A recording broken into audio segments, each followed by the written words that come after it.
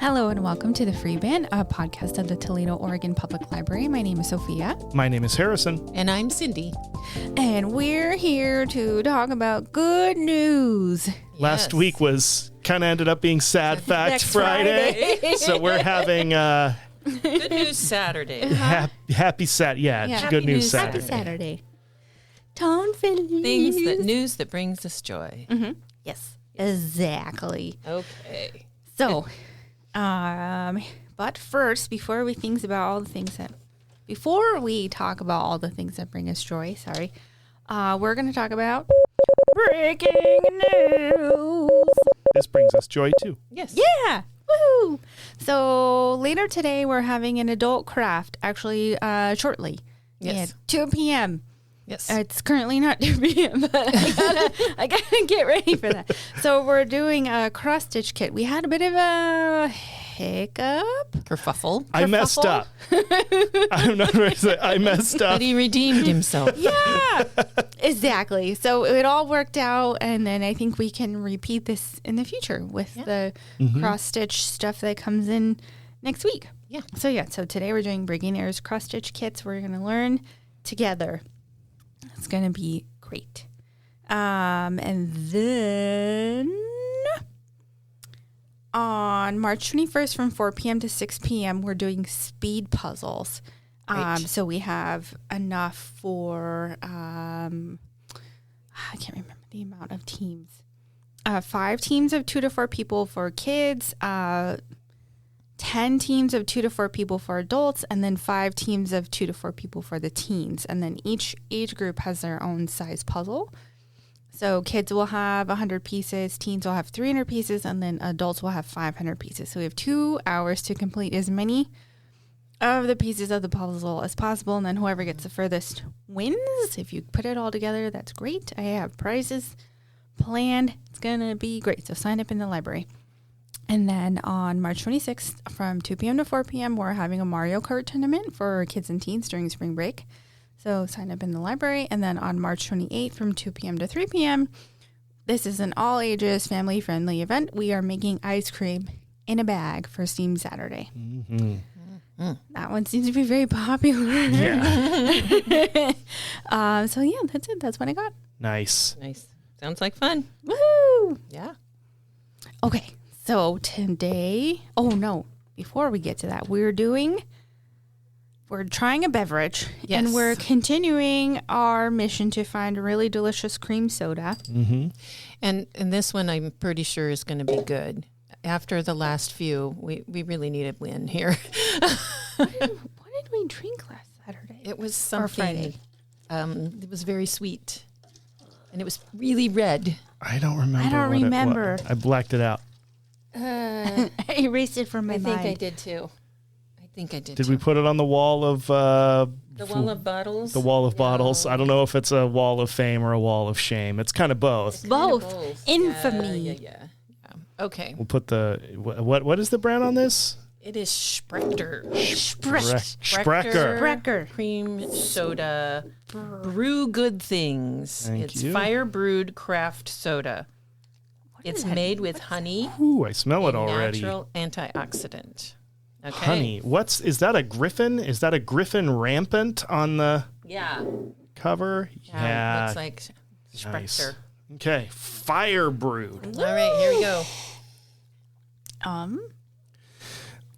It is Good. It's smoky. It's almost like this is like a single malt cream soda. That's it's different. I like it. Yeah, it's really good. It's like, if you were by like a bonfire and you had a cream soda, this is what it tastes like. Almost like a Thai iced tea. You ever get a Thai iced tea? I love Thai iced tea, but this doesn't taste like Thai iced tea to me. Oh, well, maybe it's something about, there's like one note in there, and maybe it's that kind of smokiness. I know I've had it sometimes that you make with I think I've had some that you hit it with the incense, you know? Yeah, it's got honey, vanilla. It's got yucca extract. And a lot of sugar. Sugar. A lot of sugar. It's really good. I'm really is a good glad one. that you brought this. Yeah, it surprised me. I was like, oh, cream. At first, I was like, oh, a cream soda. We're doing another cream soda. And I'm like, yeah, this is vastly different from the last cream Yeah. soda. You can taste the honey in the aftertaste kind of in the back of your mouth. I love the smoky flavor. It's so different. It's like on the back of your tongue. It's so good. Yeah. Yeah. Well, this makes me want to continue our cream soda journey. Me too. Because this is the one to beat, do you think? Oh, I don't know. That one I got for 97 cents. Man, that was so good. That was good. This is kind of its own thing. Yeah, it's like the same but different. I think they're equal. Okay. All You know? right. Which one did we get that you liked so much? Oh, I don't think we man, kept the can. I don't think we kept it. Well, it wasn't Teddy. It wasn't. It was it the Teddy's. Teddies? It was the Yeah, it Teddies. was Teddy's. Oh, okay. Yeah. Okay. So, Teddy's and Sprecher. Delicious. okay. 5 out of 5 stars. Yeah. Wow. Yeah, that's unlike any cream soda I've had, but I'm going to be having a craving for these occasionally, probably. You can get them at your local grocer. I think I picked up this one at, I want to say Trader Joe's, but I don't think it was Trader Joe's. I think I picked it up at our local store. And the other one I want to try too is Henry Weinhardt's. Oh, yeah, we Yeah. talked about those Yeah. a lot. Those are good. And they have black cherry soda too, which I really like. But anyway, so that's the search is on. Oh, yeah. Maybe we can have like a Henry Weinhard like taste-a-thon, you know? Yeah. We can compare and contrast True. in one episode. Oh, yeah, the orange cream soda is really good. Yeah. From my childhood. Okay. Okay. So we're here to talk good news, Yes. Yes. things that bring us joy, Yes. good things that have been happening, good things that are upcoming, so on and so forth. And then a little bit of food trivia. Oh, Okay. So, I love trivia. okay. Okay. Who's first? I can go first. I got good news. Okay. Okay. So, this came through my inbox this week from a local Oregon Department of Fish and Wildlife biologist who we've worked with in the past, and she helped us with the salmon, spawning of the salmon. When you raise salmon eggs, what is that term? The little fries. Yeah, the fish to fry or fry to fish. Fry to fish. Fish to fry comes later. Yeah. Later. So Both fry, are good. Yeah, both wonderful in their own regards. But we did the fry to fish program because we helped them grow Right. into cutie little fries, and we only lost one egg this year, which was wonderful. That's amazing. Yeah. So good. So what she emailed was celebrating Earth Day with scientists tagging the salmon along the Columbia River. So you can watch them virtually, and you have to sign up for it and then watch them virtually and get the tagging all the salmon. So we're going to do that, and we'll have it available for people to watch at the library, which I think is so great. Oh, This is that'll be fun. that's awesome. Yeah. I've So never seen them tag a salmon. so I think I've that's seen really them tag good. bears and deer. Never a salmon. You know the little plastic T-bar thing that goes in your clothes? That's It's what that. it is. It's basically that. If it's the Floyd tags I'm thinking of, it's basically So they just that. catch them and go chunk on their Yep. tail or fin or something. Yep. Oh, and cool. it sticks in there. So that's April 21st and 22nd, Virtual Salmon Summit, which will be wonderful. Okay. And then I have a couple of library-related good news things that have been happening. So number one, we have a brand new junior graphic novels section in the library, and I've put like 50 brand new graphic novels in there. And then with help from Cindy, I have, our previous graphic novels have been recatalogued. They have new spine labels, and they have our purple spine label cover to help you find them in the library. So those are almost all ready to go. and be shelved and put out. So be on the lookout for that. But yeah, we have a new junior graphic novel section. Yep, much easier to find. Rather than being interspersed with all the fiction novels, how they were before, which is not bad. No. But I think this makes them easier to find, like you said. So that's great. And then at the end of the month, I'm very excited to announce that we are collaborating with the director of the pool. His name's Hal, and he's going to come read some books with us for story time. Cool. On Wednesday, the 28th at 10:30.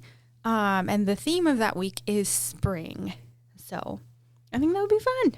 Yeah. So yeah.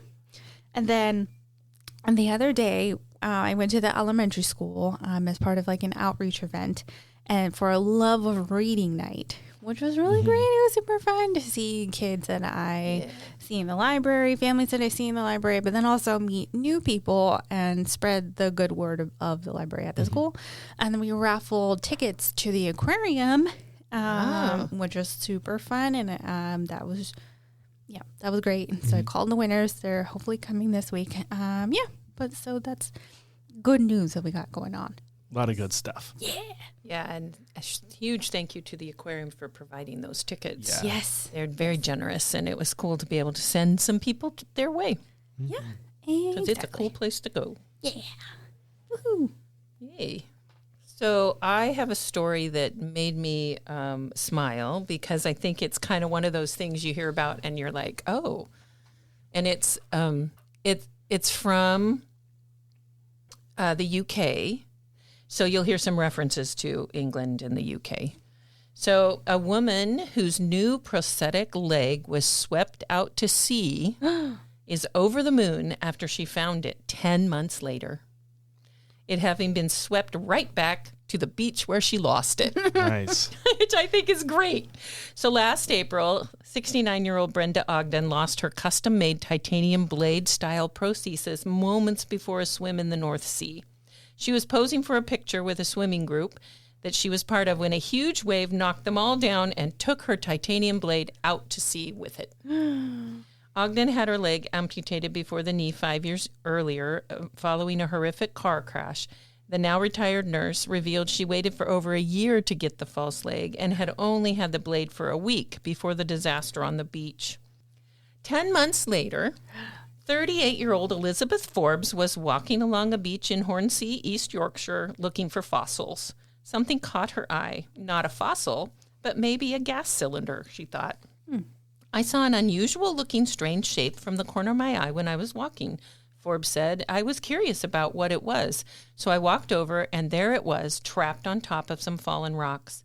She then posted a picture of her strange find on a Facebook group called Holderness Coast Fossils, where it was identified as Brenda's. Ogden described herself as being over the moon after hearing it was found. I've spent the last couple months mourning the loss that I had literally lost part of me, she described. I had come to terms that I might never see it again, but the fact that it has been found is just brilliant. Thank God for Lizzie. I am glad I will be able to give swimming another go now. Aww. Isn't that a sweet story? It's adorable. But what did she do in the 10 months she didn't have it? I don't know. Maybe she had to be in a wheelchair. Maybe. Oh, man. That's just so cool that it came back to the same beach. Yeah. I'm curious about the buoyancy. I know the titanium blade type thing seems like I would think they would sink.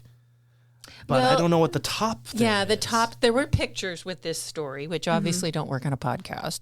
But the pictures showed that it was the kind that fits over your knee. So it was probably plastic. So it has. So it probably lived right at that lower, where you balance out when you sink something. Just enough upright. buoyancy and then not enough weight, but enough buoyancy to keep it not from sinking down. But it just went out to sea, swirled around for 10 months and came back in. Oh my gosh. It's like, Was it what was covered it in- doing out there?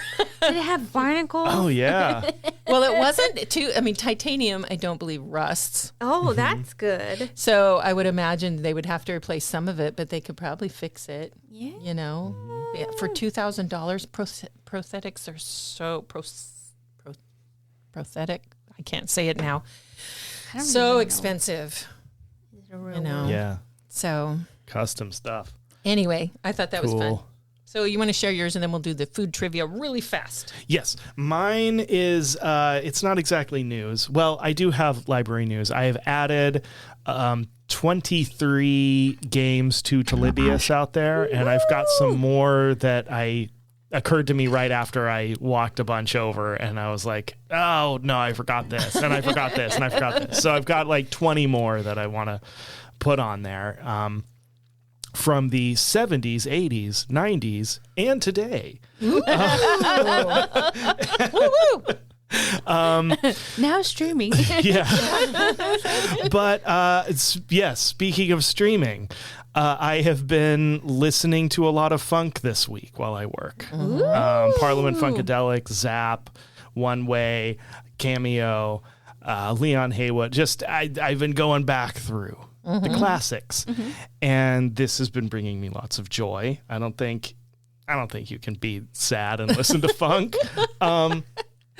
But as I listen to songs and I pull them up, I see comments under these songs, like if I'm finding old records on YouTube and stuff like that. And I've discovered a genre of YouTube comment that I love. It just makes me unreasonably happy. Like you get the negative kind of like positive, negative, toxic nostalgia type comments where people go on, their records they remember. And they're like, now this is real music. These kids today. I'm like, that's not fun. But there's another kind. So many people go on these songs and records and are just like, I'm X years old and I love George Clinton. Just declare like very consistently, like I'm 84 and I love Zapp and Roger. And at first it's just a weird non sequitur. It's like, why? This is kind of like a sort of public space and you're just like, why do we need to know this? And then I realize it makes me happy every time I see it because like, what else is there? Yeah. Like, why say anything else? Like, just be like, you come across something that maybe you haven't heard in 40 years, and just capture that moment of like, I was there, and I saw the mothership land in 1979 or whatever, and here I am, and it's 2026, and it's still here, and I'm like that. It's just. You could roll your eyes at it and like, what a goofy non sequitur comment, but no, it's like, it's wonderful. Like, I just want everybody to leaving their little mark on there. And some people will tell a story of like, I remember the summer this came out and all of that. Yeah. But sometimes it's just as simple as like, I'm 84 and I'm still listening to, whatever this is. And I'm like, that's the moments that keep you going through life. So that maybe you could be 94 and still be listening. Maybe you can be 104 with your whatever brain implant everyone will have then to like beam music directly into your skull and advertisements. That'd be terrible. But I'm like, I don't know. It just I don't know. I wish all interaction on the internet were that positive and just like, yes, I want to applaud. I want to contact each of these people with applause. And say, thanks for sharing your love. I'm listening too. Yeah. Well, and I can relate because every time, I mean, I know that the 70s were hard for some people who hated disco, but every time Last Dance by Donna Summer comes on. Ooh, such a good one. Yeah. Celebrate, Casey and the Sunshine Band. Oh, yeah. Every time I hear Casey and the Sunshine Band, I want to dance. Every time I hear the Bee Gees, I'm sorry, some of you might really not like the Bee Gees music, but oh my gosh, I love them. And I love their it's just happy music. And then the icon himself, Barry Manilow. Copacabana will get me going, and I know all the words. And I just, so there's that certain sense of nostalgia. I don't want to say you don't have to like my music, but this is me. I really love disco music. And I think it's not because I went to the disco, although that might be part of it.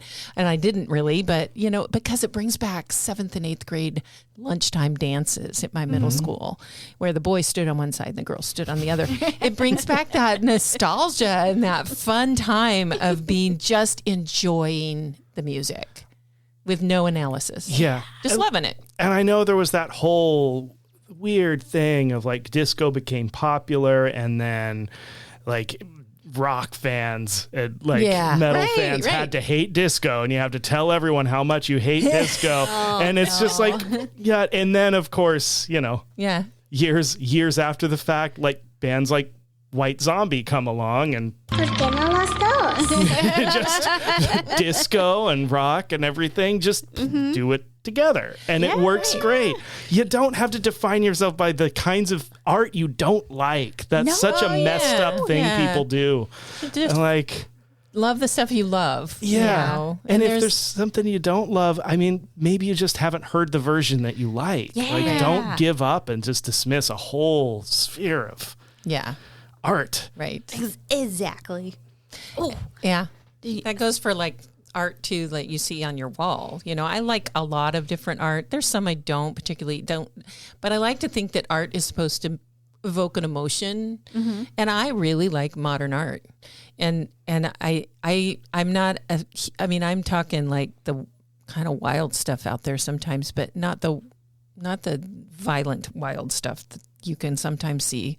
That doesn't evoke the emotion I want from art. It evokes an emotion, but it's just that idea of the beautiful pieces of work that some people put up, and then it's like, here, look at this and interpret it for yourself. What does it make you feel? Maybe it made me feel this way, but it might make you feel this other way. But I also like landscapes and fine art, portraits and that kind of stuff. So I don't know. Yeah. That's just my thought.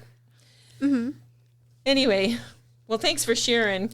I'm going to go listen to some funk. I'm 40 years old and I love Cameo. I have a disco medley to recommend to you. You know the artist Selena from like the 90s, right? She was tragically murdered. But she made a wonderful disco medley at her last concert. And so you should listen. I listen to it on the regular, but you should listen to it. And I will listen to it. let me know what you think. It's fun. Thank you. I will. Probably as soon as I get back to my desk. Okay. We got to hustle through this, but I want to do the quick little food poll. Okay, I'm ready. All right. So a survey of 5,000 Americans split evenly by state explored sentiments about each region's homemade dishes and which are the tastiest. The top state chosen for the best food was California, with New York, Texas, Louisiana, and Florida rounding out the top 5 regions with the best cuisine. Above all, Louisianans know they got it nailed. 94% of those surveyed expressed the most confidence in their state as having the best cuisine. On the other hand, many states left respondents completely unimpressed with their cuisine, including West Virginia, Indiana, Montana, Delaware, Nebraska, New Hampshire, North and South Dakota, Utah, Vermont, and Wyoming. That's because they're meat and potatoes people in Wyoming and Montana. Might lack seasoning. I don't know. Everyone surveyed was asked to choose a dish that best represents their state. Some were predictable, like New York's pizza, California's Mexican food, and Texas barbecue. Other respondents were thoroughly original. New Hampshire residents boasted about their apple cider donuts. Utah folks took pride in their fry sauce. And Ohioans ecstatically boasted about their Buckeyes. Not even sure what a Buckeye is. It's like a peanut butter, chocolate, right? I think a Buckeye is it's a nut. I remember seeing them all the time in Ohio. It's like it's a hazelnut type of thing, I believe. Unless there's a different thing. Sophia's looking it up. She may know better than me. No, it's a no-bake candy from Ohio, made from peanut butter fudge ball, partially dipped in chocolate. I knew it. Sophia was right. I was thinking of the it's thing. Candy. The candy. Okay. Okay. So, conducted by Talker Research for HelloFresh, which, I mean, I don't know how legit HelloFresh is for surveys, they found that 69% feel a sense of pride when preparing traditional recipes. These are so near and dear to respondents that 53% make an effort to record or document traditional recipes, which I think is kind of cool. It speaks a little to archiving and having those passed down from family to family. Yeah. Currently, the average American cooks 12 meals at home per week and spends about 67 minutes a day at the stove, nearly 410 hours a year, or about 17 days. I think it's more, but that's just me because I cook. Food has always been more than just sustenance. It's how we connect, share stories, and pass down traditions. From California shrimp tacos to Minnesota Juicy Lucy. Again, not sure what Minnesota Juicy Lucy's are. If it's what I'm thinking of, it's where you take a burger and you cook the cheese inside of it. Sophia, please confirm, because I misidentified the type of Buckeye we were talking about. You and you were had wrong it immediately. before. I was wrong before. You are correct this time. It's a hamburger with cheese in it? Yeah, molten liquid cheese and sealed Yeah. inside the meat patty rather than on top. Oh, man. It's like a lava cake, but with burgers. Mm-hmm. Ooh. Ooh, yummy. Anyway, from California shrimp tacos to Minnesota Juicy Lucy to Louisiana gumbo and New York bagels, the dishes that define each state carry generations of family memories and cultural pride. Mm-hmm. And our survey shows that Americans are returning to the kitchen not just to cook, but to create moments of togetherness and preserve family recipes. So, tell me, Oregon, what dish best represents each state according to the survey? Oregon. Oh. We're just talking about some of it.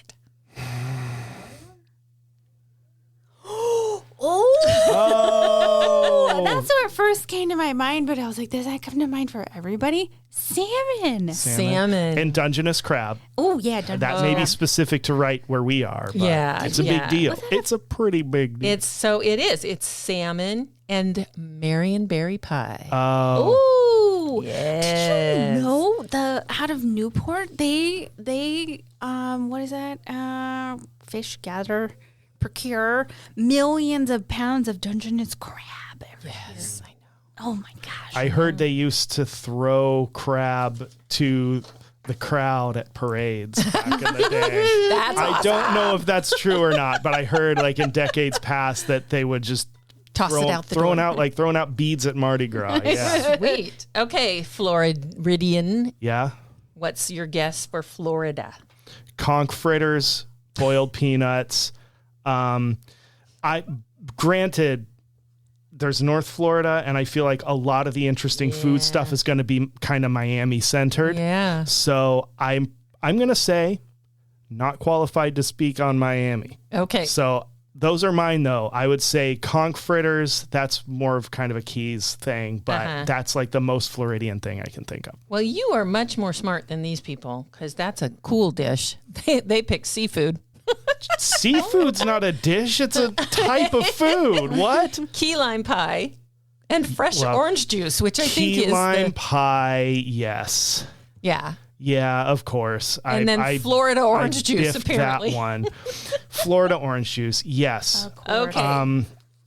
Yes, key lime pie. I missed that one because that's one that bugs me, because people will make what they call a key lime pie, but it's using normal limes, and a key lime is a different fruit. Yeah. And it's like little fingers, right? Yeah, well, they're not. They're different from the finger limes, but they're weird. They're weird. Yeah, they have a different flavor. Yeah. Okay. But they are. Yeah, it's their own thing. Let's see. Any guesses for Pennsylvania? That might be something, when you think of Philadelphia. Cheesesteaks? Cheesesteaks, Philly cheesesteaks, which I've had one in the city of Philadelphia, and dang, they're good. I've got two.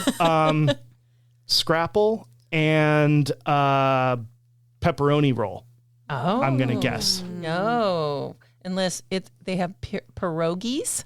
Pierogies and cheesesteaks. With the meat in the cheese. Let's see. Vermont is pancakes with maple syrup Well, yeah. Oh, yeah. and that mac and tracks. cheese. I've never had Vermont mac and cheese. But West Ben and Virginia Jerry's. has Vermont has Ben and Jerry's. Oh, But true. that's a brand. That's So you specific. said pepperoni rolls, and they have that in West Virginia. Oh, okay. Because I know it's like a kind of a coal country thing, and I had heard that that kind of gets up into some of Pennsylvania. Yeah. So I might have been off there in my geography. So Nebraska has Runza sandwiches, and I have had Runza sandwiches. What's a run? It's like a I'm pretty sure it's a square of like a Hot Pocket, only it's made with beef. Runzas, they're called. Runza sandwich. I'm pretty sure that's what that is. California, is it Mexican food? California Tacos? is, yes, Mexican food, burgers, and shrimp taco. And they talked about how the Montana and Wyoming were like in the bottom. So I'm going to argue with that, because until you have had a Montana steak made with Montana grass-fed beef, cooked right, they're pretty darn good. So Montana was steak, wild game, and huckleberries. A huckleberry pie is much better than a Marionberry pie. I might get kicked out of the state, but I've never been a fan of Marionberries. I always feel like to me, it tastes like it's trying to be a blackberry and didn't quite get there. I'd much rather have a black. Anytime you give me a good Marionberry, I'm like, this is not as good as a good blackberry. But I'm sorry. Oh, I just just laying it finished. out there. I just finished a really good jar of Marionberry jam. I'd put it on my sourdough toast in the morning. Yeah. Oh, They've got the tartness, so that Does. pairs nicely. I can see that. Huckleberries are really good. They're little tiny little tart berries that you pick in. They're in Montana. And then Wyoming just cracks me up because it only has one steak. Which I would say is really accurate. That tracks. I think you have to Venison say steak. Beef steak. Steak. that in the number for 911.